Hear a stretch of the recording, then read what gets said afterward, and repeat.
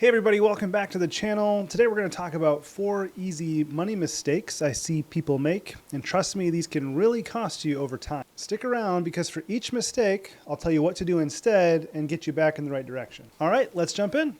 Mistake number 1, only making the minimum payments on your credit cards. Credit cards can be super convenient, and I'm a big fan just for the rewards, but they can be very dangerous if you're not careful. When you only pay the minimum, you're essentially only chipping away at the interest. And sometimes that interest can be as high as 28% or higher. Think about it this way. You're paying way more in interest than you probably intended to spend on whatever it is you bought. It's like digging yourself a hole that just keeps getting bigger. So what should you do instead?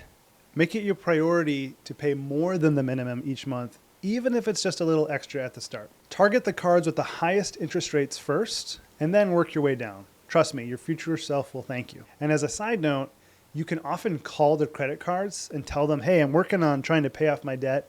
Is there any way you can get me a lower APR or the interest rate on the card? They don't have to say yes, but it's not uncommon for them to say, sure, we can knock that APR down a little bit, which will save you a lot of money in the long run. Next up, mistake number 2, paying for a storage unit. Now I get it. Sometimes you just need extra space, but here's the thing. Storage units are often a long-term money drain. Most people end up spending hundreds, if not thousands of dollars a year just to store things they rarely, if ever, use. Ask yourself, do you really need this stuff? If it's been sitting in storage for months, if not years, it might be time to part ways. You could sell, donate, or just get rid of it. And if you have some things that you actually use occasionally, consider renting that stuff instead of paying year-round for storage. Take inventory, declutter, and put the money you get from the stuff and the money you freed up monthly to better use, like investing or saving for your long-term goals. Mistake number 3, ignoring your employer retirement plan match. If your employer offers to match contributions in a retirement plan, it's essentially free money. And not only that, it's like getting a 100% return on your investment right away. But here's the thing, not everybody takes advantage of this. Some people don't contribute enough to get the full match from their employer, or they just skip contributing altogether.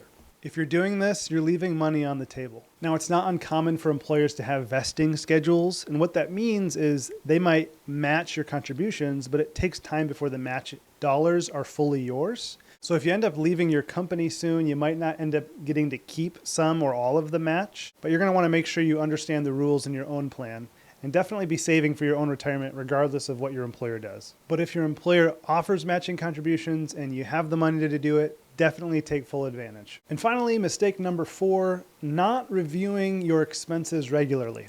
It's easy to assume you've got a handle on your finances, but trust me, little things can slip through the cracks, and they do all the time, even for me. Those small recurring expenses, like the subscription services you forgot to cancel or those daily coffees, can really add up over time.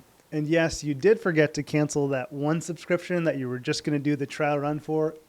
I always tell my clients just to take a few minutes each month to go through their bank and credit card statements. You might be surprised by what you found. Maybe there's something that you forgot to cancel, but maybe there's just bills that are slowly creeping up over time that you haven't noticed. By regularly reviewing your expenses, you can spot issues like these and make adjustments. It's a simple step, but it can free up money for things that really matter. So there you have it, 4 easy money mistakes that are all too common and how to avoid them. By tackling these, you'll be well on your way to a stronger financial future. If you found this video helpful, by all means, please like or subscribe or check out my latest upload. Thank you as always for your time, and I will see you in the next one.